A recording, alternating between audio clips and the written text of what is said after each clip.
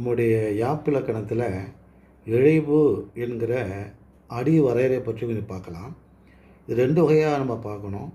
ஒன்று தொல்காப்பியர் சொன்ன அடி வரையறை, இன்னொன்று நம்ம யாப்பருங்கலக்காரிகை எழுதிய ஆசிரியர் சொன்ன ஒரு விதமான வரையறை. இப்போ யாப்பருங்கலக்காரிகளை பார்த்தீங்க அப்படின்னாக்கா சீர் அடிப்படையில் அவங்க அடிகளை பிரிக்கிறாங்க. அப்போ ஒவ்வொரு பாடலிலும் ஒவ்வொரு அடியும் 4 சீர்களை கண்டிப்பாக பெற்றிருக்கணும். ஒரு அடி அப்படின்னா அதில் 4 சீர் இருக்கணும். சீர் என்பது உங்களுக்கு நல்லா தெரியும், வார்த்தைன்னு அர்த்தம். ஒவ்வொரு வார்த்தையும் ஒரு சீர்னு பேர். அப்போ ஒவ்வொரு அடியிலையும் 4 சீர் பெற்றிருக்கணும்.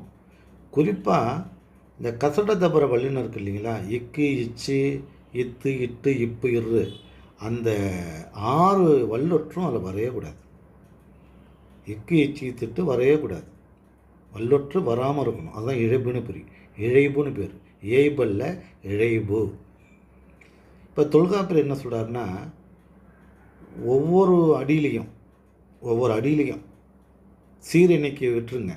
ஒவ்வொரு அடியிலையும் குறைந்தபட்சம் 4 எழுத்துலேருந்து அதிகபட்சம் 6 எழுத்து வருதுச்சுன்னா அதுக்கு குரல் அடின்னு பிரிக்கிறார். குறைந்தபட்சம் 7 எழுத்து முதல் அதிகபட்சம் 9 எழுத்து வரை வந்துச்சுன்னா அது சிந்தடிங்கிறார். குறைந்தபட்சம் 10 எழுத்து முதல் 14 எழுத்து வரை வந்துச்சுன்னா அளவடி எழுத்து.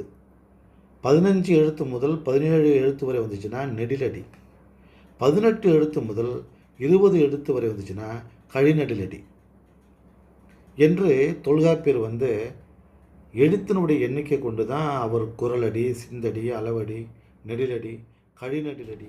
யாப்பிலக்கணத்துடைய முழு வீடியோ டிஸ்கிரிப்ஷனில் லிங்க் கொடுத்துருங்க, நீங்கள் பார்த்துங்க.